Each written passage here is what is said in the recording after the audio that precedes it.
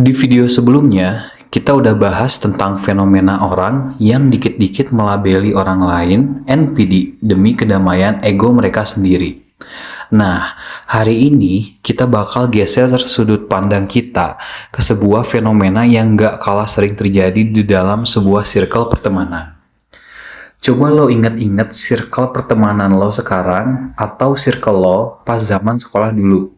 Ada nggak satu orang yang kalau kumpul, dia selalu dijadikan bahan ledekan?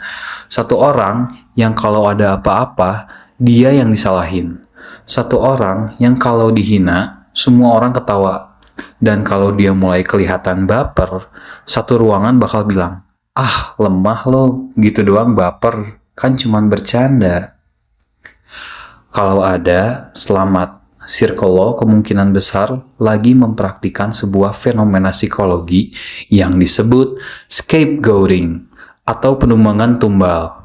Dan hari ini kita bakal bedah kenapa orang-orang di dalam circle itu sebenarnya punya vibes egois yang mirip dengan perilaku narsistik kolektif. Don't you see me?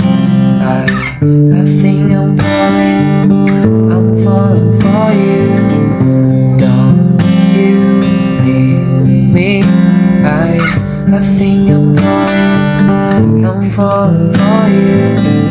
On this night, in this life, I think I'm falling for you. Maybe you change your mind. Dalam dunia psikologi dan sosiologi, scapegoating atau menjadikan seseorang sebagai kambing hitam adalah mekanisme pertahanan kelompok yang toksik. Pertanyaannya, kenapa sebuah circle butuh satu orang buat jadi samsak? Jawabannya mirip dengan alasan orang menuduh orang lain NPD di video kemarin, buat nutupin kebusukan dan rasa tidak aman atau insecurity mereka sendiri. Sebuah kelompok yang gak sehat itu biasanya punya banyak konflik internal, rasa bersaing yang tinggi, atau insecurity dari masing-masing anggotanya. Tapi karena mereka takut circle-nya hancur atau takut konflik itu mengarah ke diri mereka sendiri, mereka butuh satu musuh bersama atau satu orang yang posisinya di bawah mereka. Dengan adanya satu orang yang selalu bisa diledekin, anggota circle yang lain merasa aman. Mereka punya pikiran bawah sadar kayak gini, "Gak apa-apa deh, gue banyak kekurangan. Yang penting gue gak sebego atau sekasihan si A atau si B."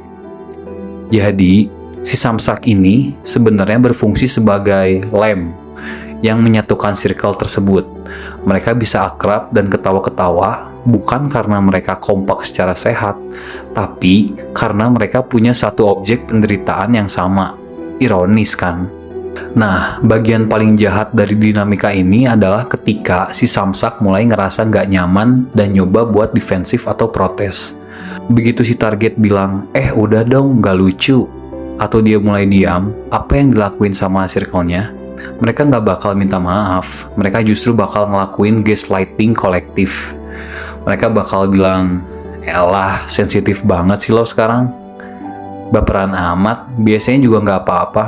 Lo kenapa sih? Lagi ada masalah ya di rumah? Kok jadi aneh?" Perhatiin polanya, ini mirip banget sama taktik narsistik yang kita bahas kemarin. Alih-alih melakukan refleksi diri dan mikir, "Oh, candaan gue udah kelewatan ya." Kelompok ini malah nyerang balik mental si korban. Mereka memutarbalikan fakta seolah-olah kesalahan ada pada sensitivitas si korban, bukan pada kebiadaban candaan mereka. Kenapa mereka lakuin ini? Karena kalau mereka ngakuin mereka salah, hiburan gratis mereka buat ngetawain orang bakal hilang. Terus gimana caranya kita nyikapin dinamika circle yang kayak gini? Kita bagi jadi dua posisi. Satu, kalau lo adalah si samsak itu, pesan gue cuma satu, cabut men, tinggalin. Gak ada gunanya lo bertahan di sebuah lingkungan yang ngeharusin lo ngorbanin harga diri lo demi kebaikan orang lain ketawa. Itu bukan temen, Temen yang tulus itu ngehargain batasan atau boundaries. Begitu lo bilang gak suka, mereka bakal berhenti. Kalau mereka malah mojokin lo, itu tandanya mereka cuma manfaatin lo sebagai supply ego mereka. Lo berharga dan lo layak dapet circle yang memperlakukan lo sebagai manusia seutuhnya. Dan yang kedua, kalau lo adalah penonton di circle itu, kalau lo ada di dalam circle tersebut, tapi lo nggak ikutan ngeledek, lo cuma diem dan ikut ketawa karena nggak enak sama yang lain, mulai sekarang, coba ambil sikap ketika si samsak mulai diledekin kelewatan. Lo bisa jadi penengah dengan nyairin suasana ke topik lain, atau tegas bilang, udah ganti topik, bosen bercandanya itu mulu. Nah, keberanian lo itu untuk nggak ikut nyumbang tawa egois itu bisa nyelamatin mental seseorang. Intinya, sebuah hubungan pertemanan yang sehat itu dibangun di atas rasa saling ngehargain gitu. Bukan di atas penderitaan salah satu anggotanya. Jangan sampai kita jadi manusia yang baru bisa merasa tinggi setelah menginjak harga diri orang lain. Gimana di lingkungan kalian? Ada nggak yang punya cerita tentang samsak tongkrongan ini? Atau jangan-jangan kalian pernah terjebak di posisi itu? Yuk kita diskusi di kolom komentar di bawah. See you on the next video.